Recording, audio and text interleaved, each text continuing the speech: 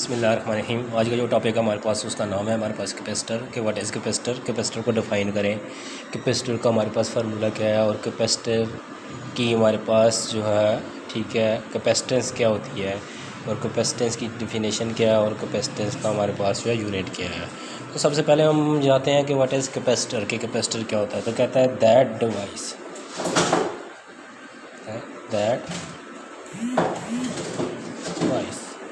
which is used to store charge। कि ऐसी device जो चार्ज स्टोर करने के लिए हम इस्तेमाल करते हैं उसका नाम होता है कैपेसिटर। और इसकी दूसरी डेफिनेशन भी आपने याद रखनी है और दूसरी डेफिनेशन इसकी ऐसी है that device which is used to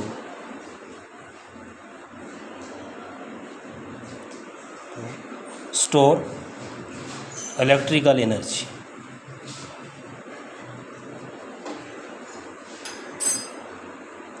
तो ये दोनों हमारे पास क्या है डेफिनेशन हो गई है किसकी, कैपेसिटर की, कि ऐसी डिवाइस जो कि इलेक्ट्रिकल एनर्जी को स्टोर करती है या ऐसी डिवाइस जो चार्ज को स्टोर करती है। इन दोनों डिवाइसेस का एक ही नाम है, इन दोनों चीज़ों को स्टोर करने वाली का एक ही नाम है और उसका नाम हमारे पास क्या है, कैपेसिटर। ठीक हो गया। तो इसका मतलब ये हो गया कि कैपेसिटर हमारे पास कोई ठीक है कि ऐसी इलेक्ट्रिकल डिवाइस है जो कि चार्जेस को या इलेक्ट्रिकल एनर्जी को स्टोर करने के लिए इस्तेमाल की जाती है। क्लियर हो गया। दूसरी चीज़ हमारे पास जो है ठीक है कि कैपेसिटर के अंदर हमारे पास जो है कि कैसे चार्जिंग होती है। तो याद रखना जितना हम चार्ज ज़्यादा स्टोर करना चाहेंगे उतना ही हम उसको ज़्यादा वोल्टेज प्रोवाइड करेंगे। क्लियर। इसका मतलब ये हो गया कि ये तो कैपेसिटर की दो प्लेट्स हैं। एक प्लेट तो हमारे पास जो है इसको हम पॉजिटिव टर्मिनल ऑफ बैटरी के साथ जोड़ लेते हैं और दूसरी हमारे पास जो प्लेट है उस प्लेट को हम किससे, नेगेटिव टर्मिनल से जोड़ते हैं। तो एक तरफ सारे के सारे पॉजिटिव और एक तरफ सारे के सारे क्या जाते हैं, नेगेटिव चार्जेस आ जाते हैं। तो ये हमारे पास जो एक डिवाइस है जो सिस्टमेटिक डायग्राम बन रही है ये हमारे पास किसकी है, कैपेसिटर की है। अब देखें एक चीज़ यहाँ पे कि कैपेसिटर के साइन में और बैटरी के साइन में डिफरेंस है। कैपेसिटर के साइन हमारे पास क्या है, 2 पैरेलल प्लेट्स हैं और जो बैटरी का है एक हमारे पास स्मॉल होती है और एक क्या होती है, कैपिटल होती है। ये ठीक है, ये एक छोटी है और एक बड़ी है, लार्ज है और एक स्मॉल है। Q डायरेक्ट डिपेंड करता है किसके ऊपर, वो अप्लाइड वोल्टेज के ऊपर। अगर हम देखें तो Q is equal to constant mean C into V। What is C? तो कहता है ये C जो है इज़ कैपेसिटेंस। ठीक है, वो कहता है व्हाट इज़ कैपेसिटेंस, कि कैपेसिटेंस होती क्या है। तो याद रखना है कि कैपेसिटेंस हमारे पास क्या है, capacitance is ability to store charge. Capacitance किसी भी कैपेसिटर की क्या है, एबिलिटी है। कैपेसिटेंस क्या है, एबिलिटी टू स्टोर चार्जेस। कि चार्जेस स्टोर करने की जो उसकी एबिलिटी है, जो उसकी कैपेसिटी है, ठीक है, कि कितने नंबर ऑफ चार्जेस वो स्टोर कर सकता है, एक्चुअली उसको क्या कहते हैं, उसकी कैपेसिटेंस कहते हैं। क्या कहते हैं उसकी और कैपेसिटेंस का फार्मूला है C is equal to Q divided by V। और Q की यूनिट होती है कूलम, V की होती है वोल्ट, कूलम पर वोल्ट, और कूलम पर वोल्ट को हम कहते हैं फैरेड। कहता है व्हाट इज़ फैरेड, कि फैरेड होता क्या है। तो farad is the unit of capacitance, कि ये हमारे पास क्या है, कैपेसिटेंस की यूनिट होती है। कहता है कि फैरेड को हम डिफ़ाइन कैसे करेंगे। तो कहता है the capacitance of a capacitor is 1, ठीक है, फैरेड। कि capacitance of the capacitor 1 farad होगी इफ़ आपके पास क्या है 1 कूलम ऑफ चार्ज, कि 1 कूलम ऑफ चार्ज जो होगा store on the plate of the capacitor due to 1 volt. कि 1 वोल्ट की वजह से जो आपके पास 1 कूलम चार्ज जो कैपेसिटर की प्लेट के ऊपर स्टोर हो जाता है, ठीक है, या 1 वोल्ट पोटेंशियल डिफरेंस की वजह से हमारे पास कैपेसिटर की प्लेट के ऊपर जो चार्जेस स्टोर हो जाते हैं वो हमारे पास क्या होते हैं, ठीक है, वो हमारे पास फैरेड होता है। वो क्या होता है, फैरेड। अब इसके अलावा इसकी स्मॉल यूनिट क्या है, माइक्रो फैरेड भी है, इसकी पिको फैरेड भी है। ठीक होगा। इसी तरह आपके पास इसकी नैनो फैरेड भी है। तो ये सारी इसकी क्या है, स्मॉल यूनिट हैं, इसको हम डेली लाइफ में यूटिलाइज़ करते हैं। उसके बाद कहते हैं ये कैपेसिटर की कैपेसिटेंस जो है डिपेंड किस पे करती है, ये डिपेंड, ठीक होगा, डिपेंडेंस, ठीक है, ऑफ कैपेसिटेंस। तो कहता है कैपेसिटेंस की कैपेसिटेंस, ठीक है, कैपेसिटर की जो कैपेसिटेंस है वो डिपेंड करती है किस चीज़ के ऊपर, पहली ज्योमेट्री के ऊपर, कि उसकी ज्योमेट्री क्या है, किस चीज़ की, कैपेसिटर की। और दूसरा हमारे पास जो है, ठीक है, ये प्लेट्स के दरमियान ये जो डिस्टेंस है, सेपरेशन है, इस प्लेट के दरमियान स्टेट, ठीक है, डिफरेंस या डिस्टेंस के ऊपर भी क्या करती है, डिपेंड करती है। और दूसरा एरिया ऑफ द प्लेट के ऊपर भी डिपेंड करती है, ये ध्यान में रखना है, ठीक हो गया। इसको भी आगे हम जाके, ठीक है, डीपली स्टडी करेंगे। और दूसरा ये हमारे पास डिपेंडेंस जो है वो मीडियम पे करती है। याद रखना कि कैपेसिटर की प्लेट्स के दरमियान अगर हमने इंसुलेटर मीडियम रखा तो उसकी कैपेसिटेंस ज़्यादा होगी, और अगर कंडक्टर रखा तो उसकी कैपेसिटेंस ज़ीरो हो जाएगी। ये चीज़ आपने ध्यान में रखनी है कि कैपेसिटर की कैपेसिटेंस जो है इंसुलेटिंग मटेरियल की वजह से ज़्यादा होती है, और ठीक है, कंडक्टिंग मटेरियल की वजह से उसकी कैपेसिटेंस ज़ीरो हो जाएगी, ठीक होगा, ये ध्यान में रखना है। और उसकी वजह है पोलराइजेशन, या पोलराइजेशन वहाँ पर प्रोड्यूस हो जाती है। क्लियर हो गया। और नेक्स्ट में हमारे पास देखें तो हमारे पास कहता है जो कैपेसिटर है, ठीक है, इसकी कम्बिनेशन दो तरह की होती है, कि कैपेसिटर को हम दो तरह से यूज़ करते हैं। एक तो हम कैपेसिटर को इन सीरीज़ लगाते हैं, और दूसरा कैपेसिटर को इन पैरेलल लगाते हैं। कहता है सीरीज़ और पैरेलल कम्बिनेशन क्या है, उसको ज़रा एक्सप्लेन करें। अब कहता है हमारे पास जो है, अगर मेरे पास ये कैपेसिटर है, ठीक है, एक कैपेसिटर, इसी के साथ मैंने दूसरा लगा दिया, इसी के साथ मैंने तीसरा लगा दिया, इसी के साथ मैंने चौथा लगा दिया, और इन सारे कैपेसिटर को उठाया और एक टर्मिनल ऑफ दी बैटरी के साथ क्या कर दिया, जोड़ दिया। तो ये C1 है, ये C2 है, ये C3 है, और ये C4।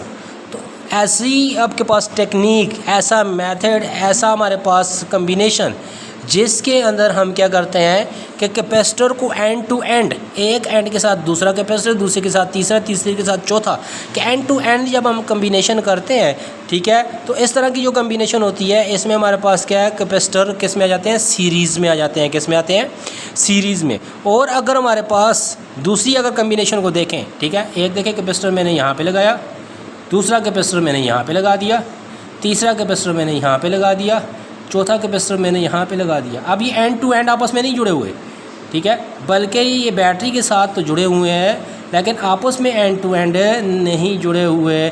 इसका मतलब ये हो गया कि ये जो कम्बिनेशन आ गई है, ठीक है, ये एक दूसरे के पैरेलल कम्बिनेशन होती है। कौन सी कम्बिनेशन होती है, पैरेलल। अब सीरीज़ कम्बिनेशन के लिए जो फार्मूला होता है वो भी आपने याद रखना है कि सीरीज़ के लिए 1/C इक्विवेलेंट, इक्विवेलेंट का मतलब होता है टोटल, वो 1/C1 + 1/C2 + 1/C3 सुआन to 1/Cn तक होता है। सेम अगर हम उसको पैरेलल के लिए देखेंगे तो पैरेलल का फार्मूला होता है C equivalent = C1 + C2 + C3 सुआन टू Cn। ये जर्नल फार्मूले हैं किसके लिए, सीरीज़ एंड पैरेलल कम्बिनेशंस के लिए, ठीक होगा। उसके बाद नेक्स्ट में हमारे पास यहाँ पे इसका एक लॉन्ग क्वेश्चन शुरू हो जाता है कि state and explain capacitor for parallel plate capacitors, ठीक है, कि स्टेट एंड एक्सप्लेन ये drive and explain for capacitance of parallel plate capacitor. That is a very very important long question, कि ये हमारे पास इसका लॉन्ग क्वेश्चन है, उसको भी यहाँ पे हम देखते हैं। तो अब हमारे पास क्या है, capacitance for parallel plate capacitor.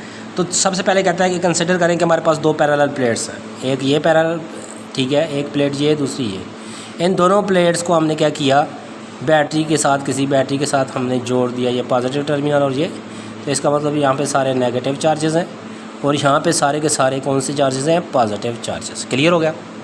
दूसरी बात यहाँ पे ये है कि जब ये दोनों प्लेट्स को हमने आपस में जोड़ा तो देन इसके ऊपर जो है ना कैपेसिटेंस का जो फार्मूला था, क्योंकि इसके दरमियान कोई चीज़ नहीं रखी हुई, स्पेस है, तो वैक्यूम, तो कैपेसिटेंस का फार्मूला हमें पता है Q = CV होता है, ठीक है। यहाँ से कैपेसिटेंस की वैल्यू निकालें, C वैक्यूम, VAC, वैक्यूम का मतलब कोई चीज़ नहीं है, स्पेस है, = क्या आ जाता है, Q/V के। मैं कह देता हूँ इसको, ये मेरे पास इक्वेशन नंबर 1 है, ठीक हो गया।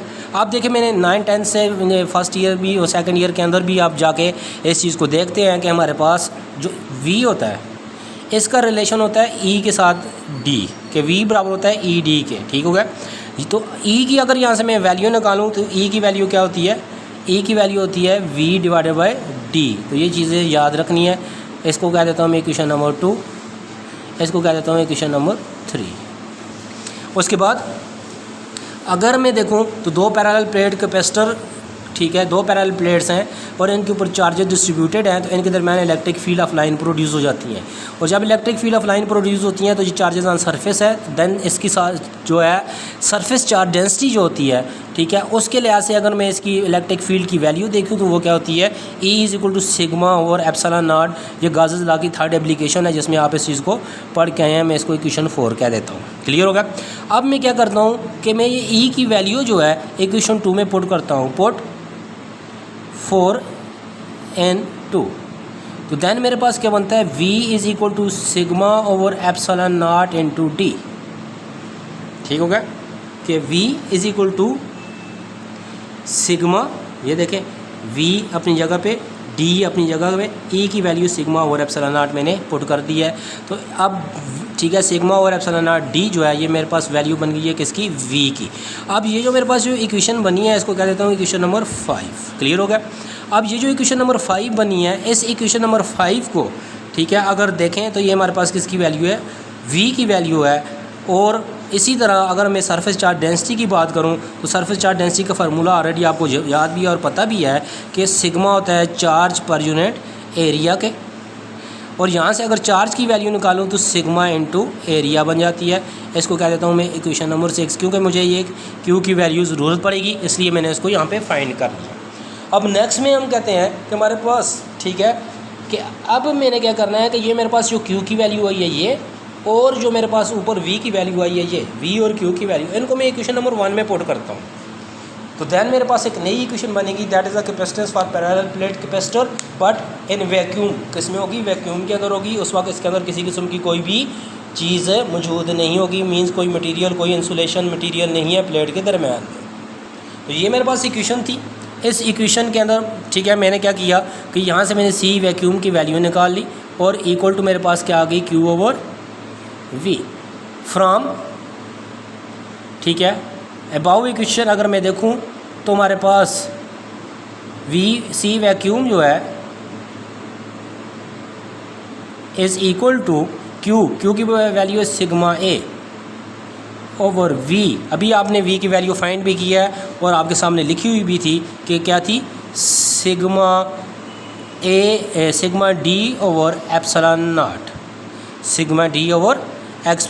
ठीक है, तो ये देखिए अगर तो सिग्मा से क्या हो गया? कैंसिल हो गया। तो देन C वैक्यूम जो है वो बराबर आ गया किसके? A, ये ऊपर जाके एप्सिलॉन नॉट ओवर D। ये मेरे पास क्या बन गई है? Capacitance for parallel plate capacitor, ठीक है, विदाउट मीडियम। इसमें कोई मीडियम में नहीं रखा। अगर मैं इसमें एक मीडियम इंट्रोड्यूस करवा देता हूँ, क्या करता हूँ कि मैं क्या करता हूँ, ये दो प्लेट्स जो मेरे पास थी, इन प्लेट्स के दरमियान में मैं कोई इंसुलेटिंग मटेरियल रखता हूँ। अगर मैं मीडियम रखता हूँ तो देन इसकी जो ये हमारे पास परमिटिविटी है, ये परमिटिविटी जो है ये क्या हो जाएगी? V अब medium MED is equal to A epsilon naught तो ऑलरेडी था, एप्सिलॉन R आ जाएगा इसके साथ, और D इक्वेशन B कह देता हूँ। क्यों? एप्सिलॉन R जो है रिलेटिव परमिटिविटी है। What is relative permittivity? The ratio of capacitance with medium to without medium, कि रेशो होती है कैपेसिटेंस की with medium to without medium की। इसको हम क्या कहते हैं? Relative permittivity. और डाई इलेक्ट्रिक कांस्टेंट भी इसका नाम है, आगे भी डिफाइन करेंगे इसको। अब अगर इन दोनों इक्वेशंस को मैं डिवाइड करूं, ठीक है, A और B को, डिवाइडिंग A एंड B, अगर मैं दोनों को डिवाइड करूं तो मेरे पास बनता है C medium over C vacuum is equal to, ठीक है, तो मीडियम वाला क्या था? एप्सिलॉन R रह गया ऊपर, AD और सारा कुछ आपस में क्या हो गया? कैंसिल हो गया। क्यों?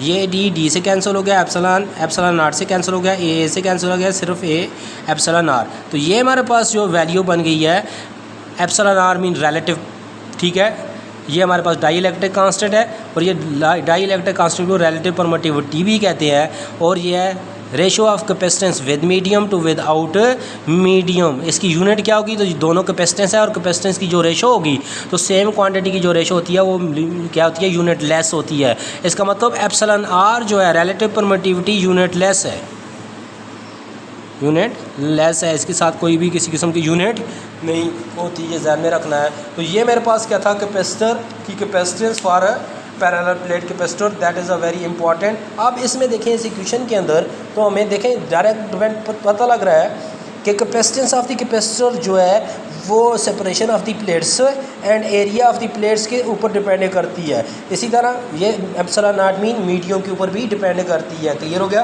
तो इसका मतलब डिपेंडेंस ऑफ द कैपेसिटेंस जो है वो सेपरेशन ऑफ द प्लेट के ऊपर and area of the plate के ऊपर एंड नेक्स्ट में, ठीक है, मीडियम ऑफ दी प्लेट के उनके दरमियान कौन सा मीडियम है उस पर डिपेंड करती है। तो ये हमारे पास इसका इम्पॉर्टेंट लॉन्ग क्वेश्चन था जो आपने यहाँ पे देखा। तो नेक्स्ट इसके हमारे पास जो पोर्शन है वो पोर्शन है कि how energy store in capacitor, कि कैपेसिटर में एनर्जी कैसे स्टोर होती है। तो हम उसके ऊपर जाते हैं कि कैपेसिटर के अंदर एनर्जी कैसे स्टोर होती है। अब देखिए क्वेश्चन कहता है कि एनर्जी स्टोर इन कैपेसिटर, तो उसके लिए देखें सब, जब तक मैंने यहाँ से स्विच को ऑन नहीं किया जी, यहाँ पे मैंने कैपेसिटर के साथ प्लेट को और यहाँ पे स्विच को ऑन नहीं किया तो तब तक इसके ऊपर वोल्टेज कितनी थी? तो इनिशियल वोल्टेज मैंने नहीं दी तो वो क्या थी? 0। जैसे मैंने इसको V अप्लाई किया तो इसका मतलब वोल्टेज की वैल्यू क्या होगी? V। सो एवरेज वोल्टेज इसको जो अप्लाई की वो कितनी थी? 0 प्लस, ठीक है, V डिवाइडेड बाई 2 और V मेरे पास आ गई 1/2 V। इसका मतलब इसकी एवरेज वोल्टेज कितनी आ गई है? 1/2 V। इसी तरह, ठीक है, जब मैंने इसको कह दिया वोल्टेज अप्लाई की तो देन इसके ऊपर क्या हुआ? ठीक है, वर्क डन हुआ किसके ऊपर? चार्ज के ऊपर, और चार्ज मूव करना शुरू किया प्लेट की तरफ। तो वर्क डन का फार्मूला क्या होता है? W इज़ इक्वल टू, ठीक है, Q into V। What is Q? Charge. What is V? Electrical potential. ठीक हो गया। और W is equal to Q मैंने उसी तरह लिख दिया। V की वैल्यू क्या है? 1/2 V। क्लियर हो गया? मैंने इसकी वैल्यू पुट कर दी। अब मैं अभी पढ़ के आया हूँ Q किसके बराबर होता है? CV के। So W is equal to CV into 1/2 V। तो दैन मेरे पास बन गया W is equal to 1/2 CV square. ये मेरे पास जो फार्मूला बन गया वर्क डन का। एक्चुअली ये वर्क डन क्या होता है? एनर्जी स्टोर, ठीक है, एनर्जी होती है। और इसको मैं लिख देता हूँ energy is equal to 1/2 CV square. और ये जो एनर्जी मेरे पास होती है इसको मैं कौन सी एनर्जी कहता हूँ? Electrical potential energy. कौन सी एनर्जी कहता हूँ? तो इसका मतलब इलेक्ट्रिकल पोटेंशियल एनर्जी का फार्मूला मेरे पास क्या बन गया? 1/2 CV स्क्वायर। तो ये मेरे पास किसका है? इलेक्ट्रिकल पोटेंशियल एनर्जी का फार्मूला और एनर्जी स्टोर एंड कैपेसिटर का फार्मूला। अब मैं इसमें C की वैल्यू देखता हूँ विद मीडियम और विदाउट मीडियम, और उसकी एनर्जी डेंसिटी की भी इक्वेशन फाइंड करता हूँ। तो देन वो एनर्जी डेंसिटी की इक्वेशन क्या होगी उसको हम यहाँ पे देखते हैं। अब कहता है यहाँ पे देखेंगे एनर्जी स्टोर हो रही है in the term of electric field. तो अगर इलेक्ट्रिक फील्ड की फॉर्म में देखूँ तो मैंने तो अभी फाइंड किया था कि C जो होता है विद मीडियम के लिए वो फार्मूला होता है A epsilon naught epsilon R over D। ठीक हो गया। और ये भी मुझे पता है कि V बराबर होता है ED के। दो इक्वेशन होंगी। अगर मैं इस इक्वेशन को यहाँ पे देखूँ, ठीक है, तो देन अभी मैंने फाइंड किया एनर्जी का फार्मूला था energy is equal to 1/2 CV square. यहाँ से C की वैल्यू डालता हूँ, यहाँ से V की। तो एनर्जी इज़ इक्वल टू, ठीक है, 1/2 C की वैल्यू मेरे पास है A epsilon naught epsilon R over D, और V की वैल्यू मेरे पास है ED का होल स्क्वायर। ठीक है, ये एनर्जी है, EN लिख देता हूँ मैं, पता चले कि ये एनर्जी है। ठीक होगा। अब हम इसको मैं मल्टीप्लाई करूँ तो ये बनता है energy is equal to 1/2 A epsilon naught epsilon R over D into E square D square. एक D से क्या हो गया? कैंसिल हो गया। तो दैन मेरे पास फार्मूला बन गया energy is equal to 1/2 A epsilon naught epsilon R, E एक यहाँ से रह गया स्क्वायर वाला, ठीक है, और एक D यहाँ से रह गया। ठीक हो गया, ये A और ये D, ठीक है, A इधर लिख दिया मैंने और D यहाँ पे लिख दिया। अब A और D मुझे पता है area into distance is called volume. तो दैन मैं इसकी जगह वॉल्यूम लिखूँगा। E energy is equal to 1/2 A epsilon naught epsilon R E square volume. ठीक है, ये वॉल्यूम इधर आके डिवाइड कर दूंगा। Energy over volume is equal to 1/2 A epsilon naught epsilon R E square. ये मेरे पास जो फार्मूला बन गया इसको कहते हैं energy per unit volume is called energy density. Energy per unit volume is called energy density, और उसका फार्मूला क्या बन गया 1/2 A epsilon naught epsilon R E square. ठीक है, तो ये क्या है एनर्जी डेंसिटी का फार्मूला। तो what is energy density? Energy store per unit volume के पर यूनिट वॉल्यूम में कितनी एनर्जी स्टोर हो रही है। अब कहते हैं इसकी यूनिट क्या होगी, तो एनर्जी की यूनिट होती है जाउल और वॉल्यूम की यूनिट होती है मीटर क्यूब। जाउल पर मीटर क्यूब जो है इसकी यूनिट होती है एनर्जी डेंसिटी की, ये ध्यान में रखना है। और ये मोस्ट इंपॉर्टेंट MCQs है, वो MT कैट हो या हो आपके पास ई कैट हो या वो आपके पास क्या हो पेपर हो। तो ये था हमारे पास टॉपिक इसका कि what is capacitance, what is ठीक है parallel plate capacitor and how energy store in capacitor. तो ये नेक्स्ट टाइम हम देखेंगे कि हमारे पास इसकी आगे जो शॉर्ट क्वेश्चन है क्या है, और एक्सरसाइज पे जाएंगे इंशाल्लाह, और साथ में न्यूमेरिकल करेंगे। ओके, अल्लाह हाफ़िज़।